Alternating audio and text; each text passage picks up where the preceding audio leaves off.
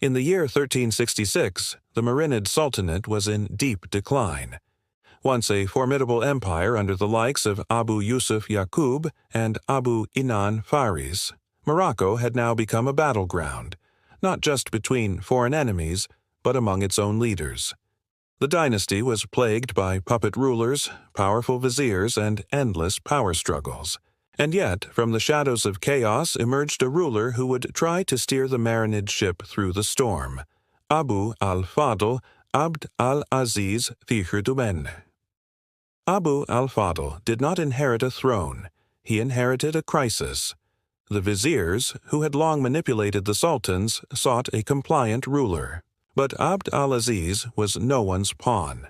From the beginning of his reign, he showed signs of resistance against the dominance of the vizier class.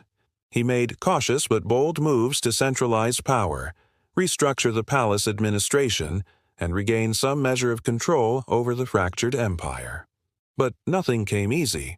The tribes of the interior no longer respected the Marinid name. The once loyal cities were questioning their allegiance. Foreign powers, especially the Nasrids of Granada and the Christian kingdoms of Iberia, watched closely, ready to pounce if Morocco showed any further signs of weakness. And inside the royal court, every whisper, every banquet, and every new ally could spell life or death. To secure his position, Abu al-Fadl Abd al-Aziz turned to diplomacy. He negotiated with tribal leaders, offering titles and privileges in exchange for loyalty. He worked to stabilize trade routes and reinvigorate the economy, hoping that prosperity could calm unrest. But the problems ran deeper than diplomacy could fix. Behind palace walls, tension simmered. Viziers who had once controlled the throne were now being sidelined, and they did not take it lightly. Secret plots began to form. Courtiers shifted loyalties. Poison and daggers once again found their place in the politics of the day.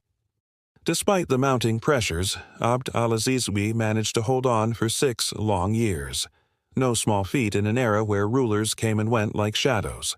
He brought a sense of temporary calm, a glimmer of authority, a hope, however faint, that the Marinid dynasty might still endure.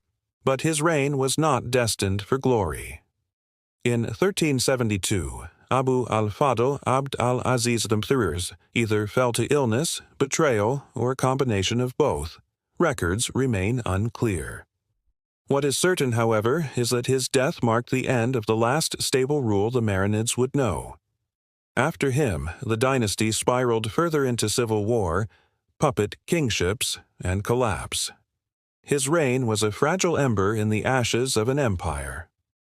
Abu al-Fadl Abd al-Aziz III is remembered not for grand victories or legendary battles, but for his courage to resist the decay from within, and his effort to hold together a realm that was already breaking apart.